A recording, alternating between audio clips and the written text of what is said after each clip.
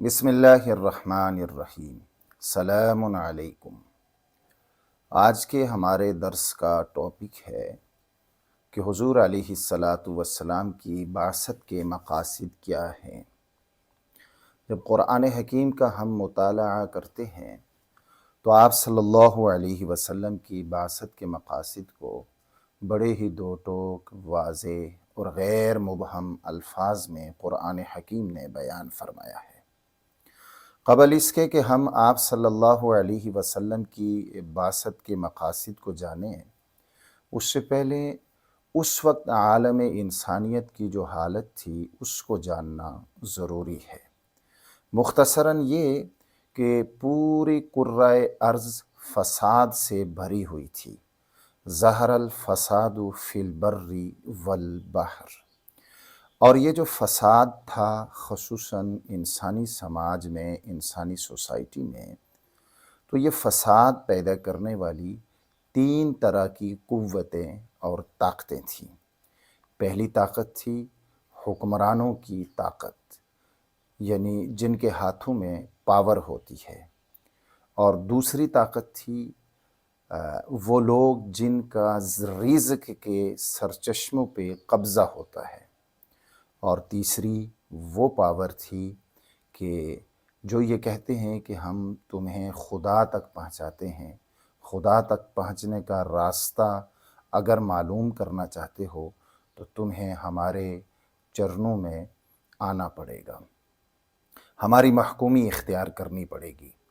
با الفاظ دیگر اس وقت ایک تو ملوکیت کا استبداد تھا، حکمران شہنشاہ، اور دوسری جو فساد آدمیت کی جو طاقت تھی، پاور تھی، وہ تھی نظام سرمایہ داری، نظام سرمایہ داری کی خون آشامیاں، اور تیسری جو ہے وہ مذہبی پیشوائیت تھی۔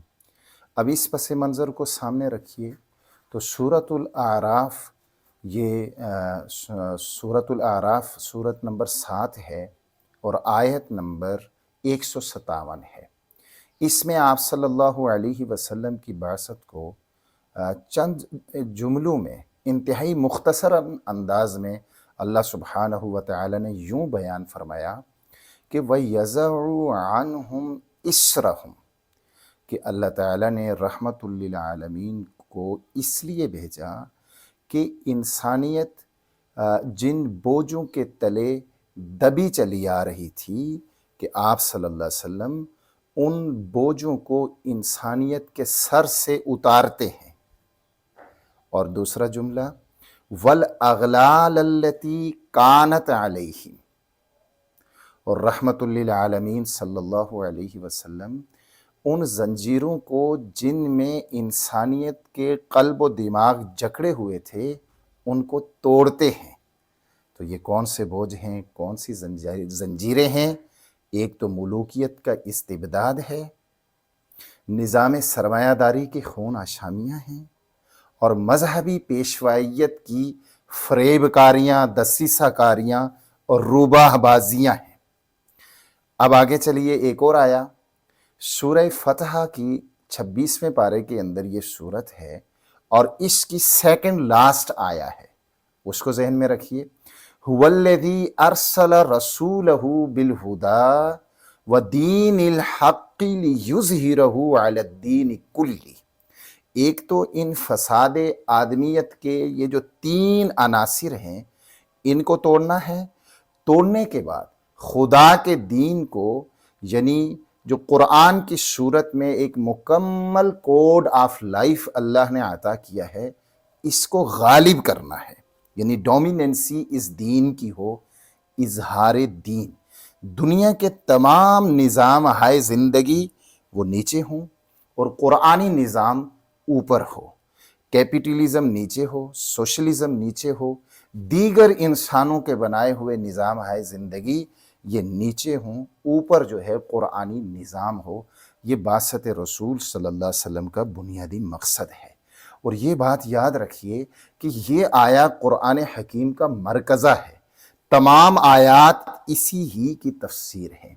تو دین کو غالب کرنا یہ اہم الفرائض ہے۔ اہم الواجبات ہے، تمام فرائض سے اہم فرض، تمام واجبات سے اہم واجب ہے۔ اور غلبہ دین سے یہ مراد نہیں ہے کہ دنیا میں مسلمانوں کی تعداد زیادہ ہو جائے، نو، غلبہ دین سے مراد یہ ہے کہ قرآن حکیم نے انسانیت کی تعمیر، ترقی، نشو و نما کے لیے جو ایک کوڈ دیا ہے، یعنی قرآنی پولیٹیکل نظام اور قرآن کا معاشی نظام، سماجی نظام، قرآن نے جو پرماننٹ ویلیوز دی ہیں، ان قوانین کی بنیاد پہ ایسا سسٹم تشکیل دینا جس میں سب انسانوں کی آزادی کا بھی تحفظ ہو، بنیادی حقوق کا بھی تحفظ ہو اور ان کی نشو و نما بھی ہو سکے۔ اس کے بعد آپ صلی اللہ علیہ وسلم کی بعثت سورہ جمعہ کی جو آیت نمبر 2 ہے، سورہ آل عمران کی آیت نمبر 164 ہے، اسی طرح سورہ بقرہ کے بھی ایک دو مقامات پہ ایک ہی مضمون بیان کیا گیا ہے جس میں 4 باتیں کی گئی ہیں کہ آپ صلی اللہ علیہ وسلم کی بعثت کے حوالے سے۔ پہلی بات ہے تلاوت کتاب، کتاب کہتے ہیں قانون کو، یہ پہلے کتاب قانون کو کہتے ہیں۔ تلاوت کا معنی ہوتا ہے اتباع، اس میں قرات بھی آتی ہے، ٹھیک ہے، یعنی قوانین خداوندی کے پیچھے پیچھے چلنا اور ان کی قرات بھی کرنا، خدا کے جو قوانین ہیں، ضابطے ہیں قرآن میں، قرآن کی جو آیات ہیں۔ پہلا کام تلاوت کتاب، اور دوسرا جو کام ہے وہ تعلیم کتاب ہے، یعنی ان قوانین کو سیکھنا، ان کا علم حاصل کرنا، جو قرآنی کمانڈز ہیں، خدائی فرامین ہیں، ان کو سیکھنے کا عمل۔ اور تیسرا کام ہے تعلیم حکمت۔ حکمت کا مطلب یہ ہے کہ یہ جو قانون ہے کیوں دیا گیا ہے، اس قانون پہ جب عمل کریں گے تو اس سے تمہاری زندگی میں ہوگا کیا، اس کے خلاف چلو گے تو اس کے نقصانات کیا ہیں، عقلی بنیادوں پہ ان باتوں کو سمجھانا۔ تو چوتھی جو چیز ہے وہ تزکیہ نفس ہے۔ جب تلاوت کتاب، تعلیم کتاب، تعلیم حکمت کا سلسلہ جاری ہوتا ہے تو اس سے انسانیت کا تزکیہ ہوتا ہے، انسانوں کی جو مضمر صلاحیتیں ہیں وہ نکھر کر اور ابھر کر سامنے آ جاتی ہیں۔ تو یہ یاد رکھیے کہ اظہار دین ہو، انسانیت کی حقیقی آزادی ہو، فساد آدمیت کی طاقتوں کو توڑنے کا عمل ہو، یہ ایک مضبوط آرگنائزیشن اور جماعت کے بغیر ناممکن ہے۔ اس لیے قرآن حکیم نے آپ صلی اللہ علیہ وسلم کو مزمل کہا ہے، اور مزمل کا مطلب یہ ہوتا ہے کہ ایسے رفقائے سفر، ایسے رفقائے انقلاب تیار کرنے والی شخصیت جن رفقائے انقلاب میں مکمل ہم آہنگی اور یک رنگی ہو۔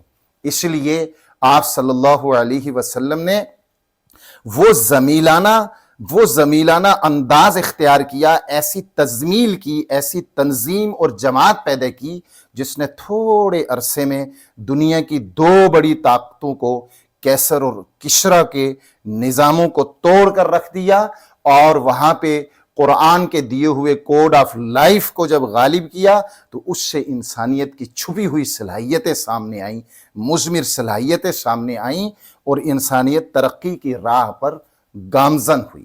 اور آپ صلی اللہ علیہ وسلم کو قرآن حکیم نے مدثر بھی کہا ہے، اور عربی میں مدثر کا مفہوم یہ ہوتا ہے کہ اے وہ جس کی یہ ذمہ داری ہے کہ وہ عالم انسانیت کو سنوار کر ایک جہان نو تعمیر کرے۔ تو اس تدثیر کے لیے آپ صلی اللہ علیہ وسلم نے تزمیل کی، اور جماعت کی تربیہ کے لیے جماعت کو ایک نظریہ دیا کہ دین کو غالب کرنا ہے، لِيُظْهِرَهُ عَلَى الدِّينِ كُلِّهِ، اور یہ غلبہ تبھی ہوگا جب یہ فساد آدمیت کی جو 3 طاقتیں ہیں، شیطانی طاقتیں، نظام سرمایہ داری، مذہبی پیشوائیت اور ملوکیت، ان کا خاتمہ ضروری ہے۔ اور اس جماعت کی جو تربیہ کے لیے جو طریقہ کار اختیار کیا وہ تلاوت کتاب ہے، تعلیم کتاب ہے، تعلیم حکمت ہے، اور تزکیہ نفس ہے۔ ربنا تقبل منا انک انت السمیع العلیم۔